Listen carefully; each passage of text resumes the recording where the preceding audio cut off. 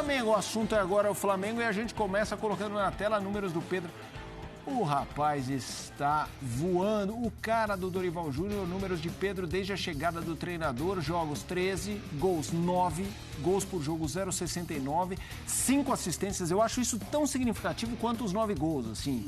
O Pedro não é só o cara que põe a bolinha ali na rede, como, por exemplo, o segundo gol do Flamengo. Ele participa de tudo e nessa participa de gol a cada 44 minutos. É um tempo de futebol, galera. 2 gols marcados contra o Avaí. Para você que chegou agora e que está falando, cadê o Flamengo? O Pascoal só repete aquela frase que você falou em relação à seleção brasileira do Pedro. Para mim não tem centroavante brasileiro atuando aqui ou fora melhor do que o Pedro. Então, eu espero... Mas a frase para mim que é mais impactante é na seleção... A seleção é Pedro e mais 10. Se o Tite for jogar com o centroavante, eu não sei se o Tite vai jogar com o centroavante. Sim, não. Aí eu acho que existe um eventual debate, mas ainda assim... Eu não sei se o Tite vai jogar com o centroavante. Se for jogar com o centroavante tá aí. Esse rapaz aí... Rapaz, ele tem o perfume que a bola gosta. Todo jogo a bola para nele. Vocês já repararam nisso? Vocês já prestaram atenção no negócio, como é que é feito?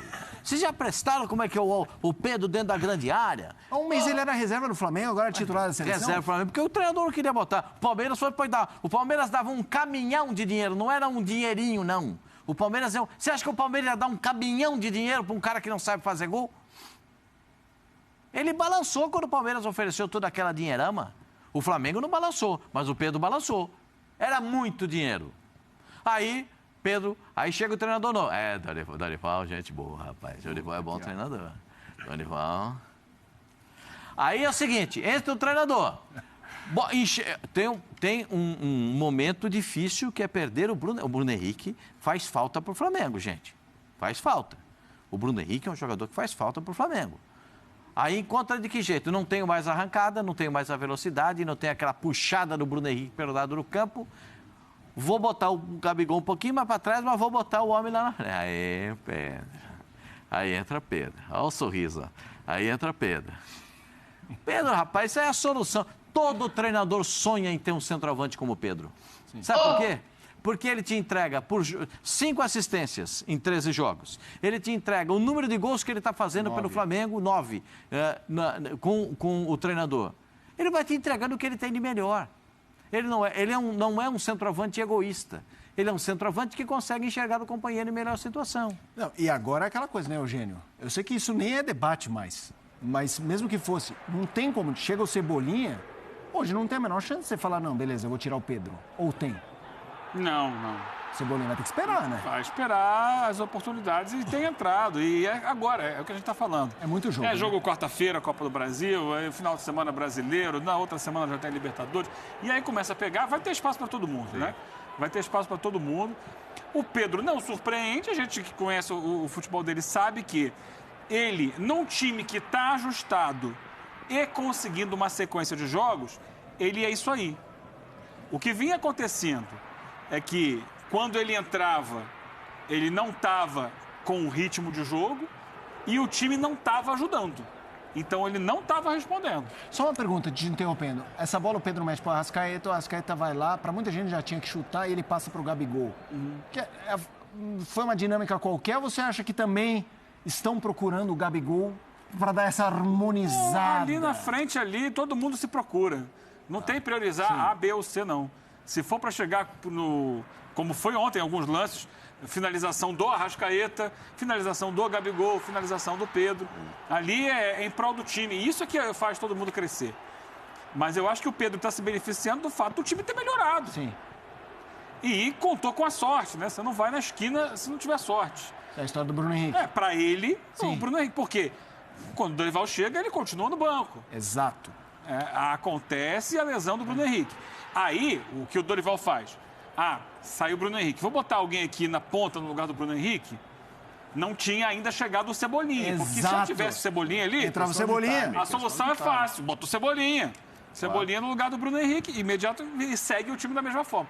Como não tinha, ele olha, quem é o melhor jogador de ataque que eu posso tentar arrumar aqui? É o Pedro. Bota o Pedro. E o time cresce. O time como um todo do Flamengo é um time que está marcando melhor, é um time que está criando mais. E o Gabigol tem um papel fundamental nisso, do Pedro. Porque ele perde o protagonismo. Ele deixa de ser o jogador referência no ataque do Flamengo, que ele foi durante esse tempo todo. Ah, mas de vez em quando ele saía da área para entrar o Bruno Henrique. De vez em quando. A referência era o Gabigol. Agora não, a referência é o Pedro. E o Gabigol faz parte de um sistema ofensivo que tem como jogador terminal o Pedro. Pode ter gol do Gabigol, pode ter gol do Arrascaeta, pode ter gol, ontem entrou no segundo tempo a Cebolinha, pode ter de um jogador de meio campo que chegue, pode. Mas é um time que vai jogar para a bola chegar no Pedro em condições. E o time está jogando e o Pedro está aproveitando. Sem dúvida. E o Gabigol porque ele tem capacidade para isso. É, só fazer um reparo aqui, porque tem um lance que passou ali, que aquele que o Arrascaeta podia chutar. O Felipe falou assim, pois é, e o Pedro enfia essa bola para o Arrascaeta.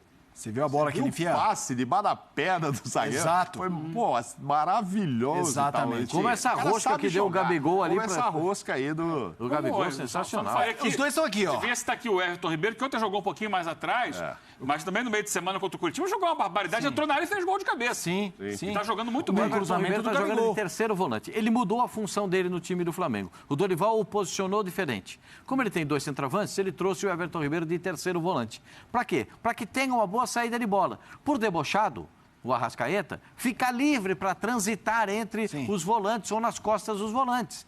Então, fica nessa situação. Ontem o Rei Arturo entrou no lugar dele, do Everton Ribeiro. Porque foi no momento que precisava de um pouco mais de pegada no meio. Isso. E eu acho que... E ele já tinha mandado embora o Diego. Com o passar do tempo, o Arturo Vidal vai assumir uma posição no meio-campo do Flamengo. Porque aí a gente tem que verificar o seguinte: o Arturo Vidal, ele vai se preparar para jogar sequencialmente, ou ele vai jogar algumas partidas e outras não. A gente precisa ter esse modelo também identificado. Ou o Flamengo vai identificar esse modelo. Porque ontem ele entrou, depois ele saiu falando que ainda precisa de ganhar um pouco mais de tempo de jogo, para conhecer os companheiros e tal. E isso é muito legal. Tudo bem, mas ele chega também num momento muito determinante, né? De mata-mata de Corinthians, Atlético Paranaense que é casca e o Flamengo vem sofrendo.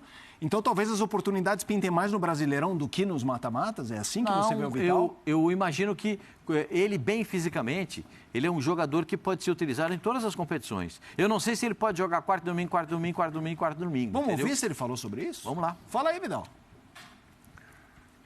Tá dando um tchauzinho, correndo, vai falar.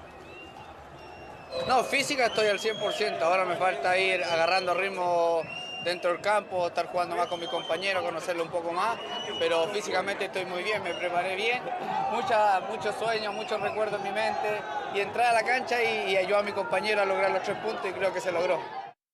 Ele só jogou, o Pascoal falou do percentual dele, quantas vezes ele entrou na Inter e tal. Ele foi 8 vezes titular em 42 jogos. Isso, mas só jogou 3 partidas, 90 minutos.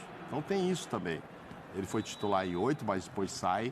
Jogar 90 minutos, só 3. Então, quando ele fala que não está sem ritmo, ele está bem fisicamente. Ele precisou agarrar ainda o ritmo. Mas foi muito elogiado, né? Jogou 16 minutos, ele rouba essa bola aí, que acaba lá para frente gerando depois esse passe debochado do Gabigol. Outro debochado foi o passe do Gabigol. Acabou gerando, então já sobraram elogios aí. Eu acho que ele agradou o torcedor. É pouco tempo, enfim, mas agradou. E qual me chamou a atenção que ele, uma coisa que é a lógica da personalidade dele, ele já entra em campo, é o primeiro jogo que ele está ali, já acenando com os braços assim, tipo, você fica ali, não sei o que e tal. Vamos falar, vamos de organização. É muito pouco tempo. Para quem estava estreando, enfim, calor, jogo de manhã, sem ritmo e tal, sei lá, nota 8 para ele por 16 minutos só. Não podia dar 6, 7, 8, mas assim... Não é que ele foi maravilhoso, mas assim, fez lá o papel dele e mostrou alguma coisa que é muito dele, esse negócio de querer organizar, de falar, de ser líder. Por isso que eu acho que ele entra, ao contrário de jogar o Brasileiro, ele entra primeiro nos jogos se ele tiver um pouquinho de condição, os jogos decisivos. Opa! Jogo decisivo, faz ali com o João Gomes, aquela meiuca ali, no lugar do Thiago Maia. E esse cidadão que está atrás de você, Mauro, o Gabigol? Porque todo mundo fala da personalidade... marrento, e aí tem essa mudança de cenário, com o Pedro se destacando, e ele tá lá, fazendo a dele, saiu, tudo bem, conhece o Dorival até de antes do Flamengo, e sai numa boa, que vai muito contra o que muita gente imagina de um Gabigol, que é egocêntrico e tal. E nessa passagem, pelo menos nesses últimos jogos, a gente tá vendo zero isso. É um cara que tá jogando a serviço de algo muito maior do que ele. É essa a impressão? E você acha muito. que vai ser assim até... Você imagina, se ele tá mostrando isso agora, vai ser assim. É um cara que tá pensando em ganhar, independentemente de como vai ser. Veja bem, né? Eu acho que isso é muito legal da parte dele. Eu também acho. Muito legal, porque ele não faz bico, ele não faz cara feia, ele não reclama. Como eu falei agora há pouco, ele abre mão do protagonismo dele, porque era para esses gols, ele está fazendo. Tudo bem que ele tem as oportunidades dele e ontem perdeu, inclusive. Algumas oportunidades claríssimas de gol. Mas, no geral da partida, dos jogos, desde a entrada do Pedro, ele está jogando para o time. E hoje em dia os jogadores pensam normalmente primeiro neles próprios, né? E depois no time. E eu acho isso muito bonito da parte do Gabigol, porque ele está entendendo que, até pensando em Copa do Mundo, porque o Pascoal falou aqui, Pedro na seleção e tal, não sei o quê. Se a gente entender o processo de Copa do Mundo, na teoria, o Gabigol está na frente do Pedro. Porque o Gabigol já foi convocado para a seleção várias vezes pelo Tite. Sim. O Pedro ainda não. E seleção é isso, né? O Mauro sabe disso com tanta experiência de anos e anos. Não é o cara assim, tá fazendo gol agora, mas vem cá, já jogou?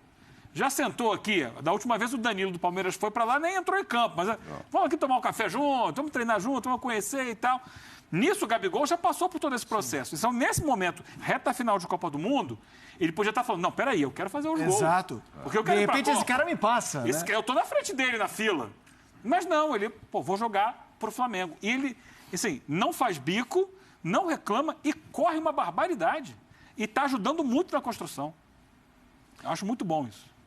Assim, pensando com o que eu acho que é a cabeça do Tite pensa, são funções diferentes. Não são dois centroavantes disputando uma vaga. Então o Gabigol podia pensar, vou ficar dando assistência aqui para encher a bola do Pedro e o Pedro ia eu ficar. Eu acho que essa saída de área, quando ele está saindo agora e dando assistência, aí sim ele está pensando na seleção, em fazer um outro Mas a tipo de concorrência ali papel. também é maior, né, Mauro?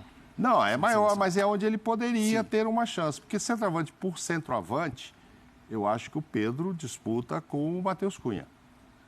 Porque não vejo, o Pascoal falou que o time do Tite é Pedro mais 10, eu não vejo um centroavante mais 10. Não, se ele jogar com o centroavante, se ele Pedro jogar, mais 10. Mas eu acho que o centroavante mas eu não sei irá, se ele vai jogar com o deles, centroavante. ou os dois, acho mais difícil, mas um irá para uma possível mudança de jogo. Agora eu vou jogar diferente. Um ferrolho adversário, você não consegue estar tocando bola? Levanta aí, tem um grandão na lá. área, vou botar o Pedro, ou vou botar o Cunha e tal.